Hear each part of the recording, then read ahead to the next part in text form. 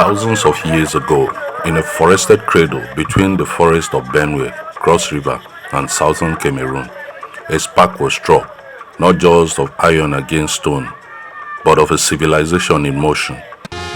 It began with a people skilled in the forge, wise in the soil, and united by a language that carried the soul of a continent. They rose not as an army, but as a wave that would roll across Africa, carving paths through jungles, savannas, and mountains, leaving behind not conquest, but culture. This is the untold story of the Bantu, the architects of Africa's greatest migration. The roots. Long before empires, borders, and foreign ships touched African shores, there lived a network of small, tightly knit communities. These communities included groups like the Bantoid people of Ekwe cluster, Nkim, Nkum, Mbe, Ekajok, Nde, Efutop, Ejagam, etc.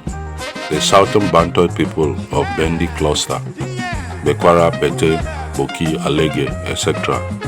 And the semi-Bantu people of Benue, the Tiv, who lived along the Cross River, Benue Valley regions and southern Cameroon. They spoke variation of the same ancient tongue, a mother language known today as Proto-Bantu. Proto-Bantu is believed to have branched from the Benue Kongo language family, which will also include Ejagam and related dialects. The word Bantu took its origin from the Proto-Bantu root word Ntu, meaning person, and the prefix Ba, meaning people. So Bantu simply means people or human beings. In many Bantu languages, example Abantu in Zulu, Watu in Swahili. The term was first coined by linguists in 19th century, particularly the German linguist Wilhelm Bleek, to categorize the large family of related African languages based on shared grammatical structures and vocabulary. There were farmers, herders, and artisans. They cultivated yams, oil palms, and millets. They forged tools from iron long before much of the world had even discovered the smelting process. This technological edge, ironworking, was a game changer.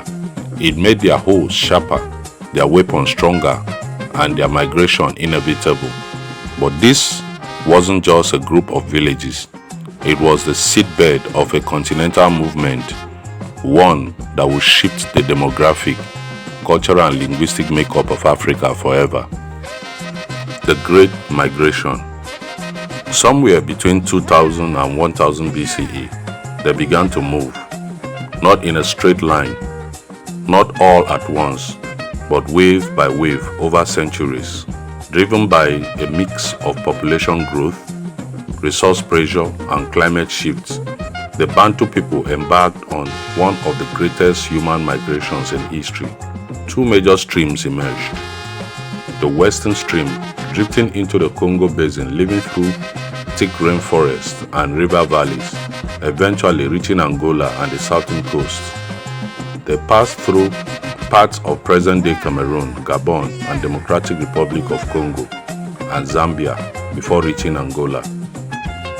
The eastern stream, heading toward the Great Lakes, where they met new cultures, learned to herd cattle, and built enduring settlements near Lake Victoria, Lake Tanganyika, and beyond.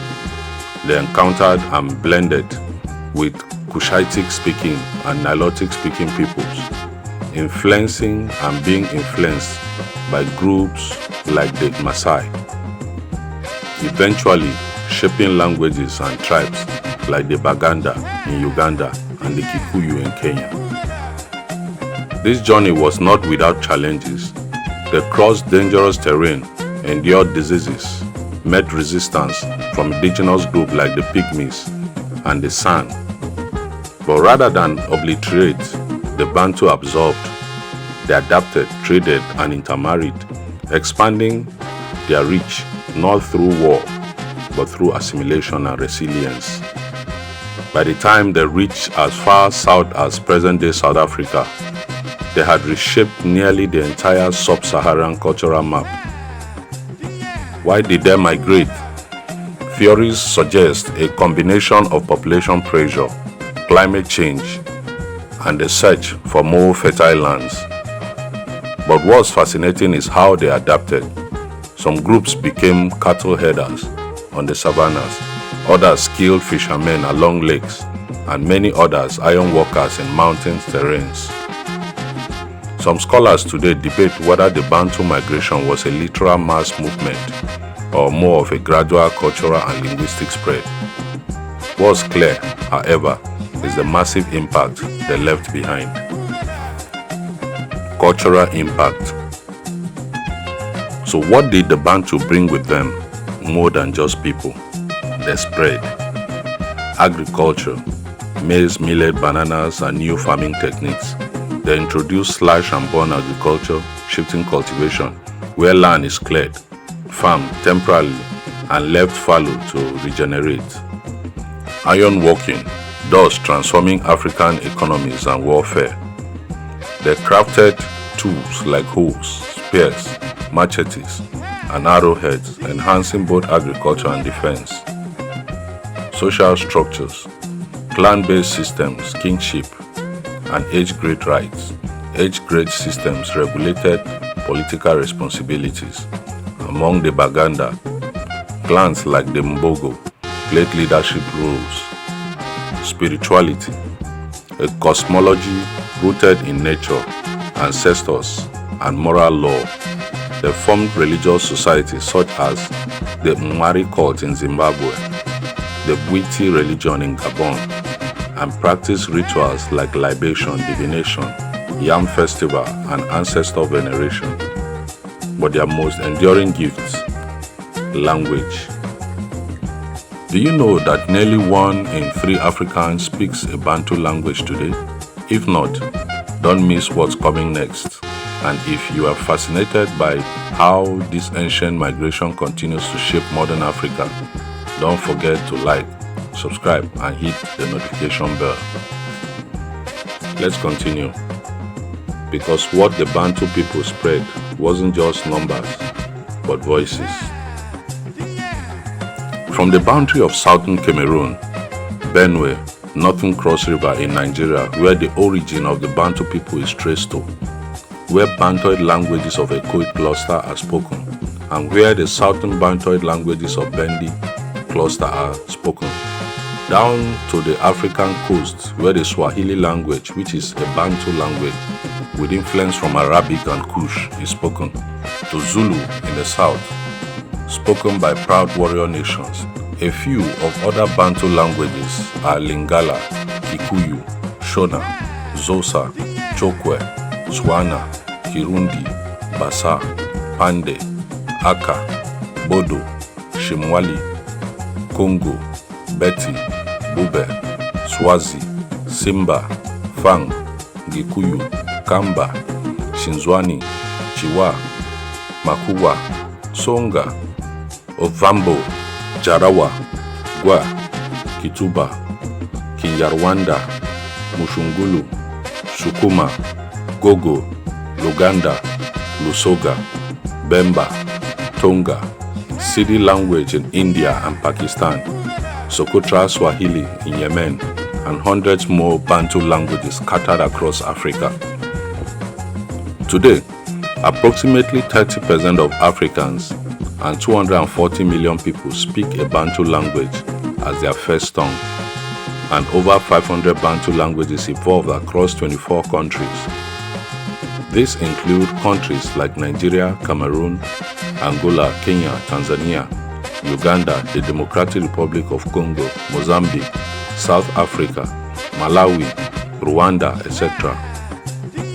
Their influence also birthed powerful kingdoms. The Kingdom of Congo, a political and spiritual powerhouse, the Luba and Lunda empires, which controlled trade routes across Central Africa, the Great Zimbabwe civilization, known for its massive stone structures and rich gold trade. Part 4. Legacy in Stone and Song.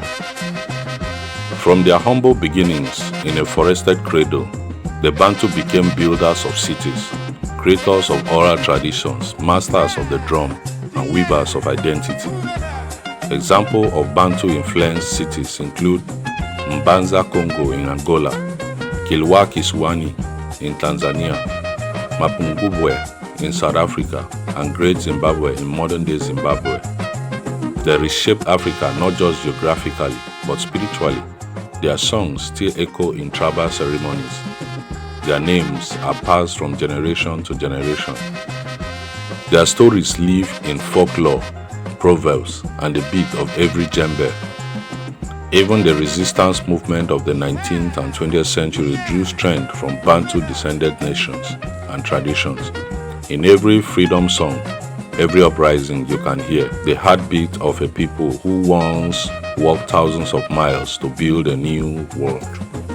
The story of Bantu is not just a history lesson, it's the DNA of a continent.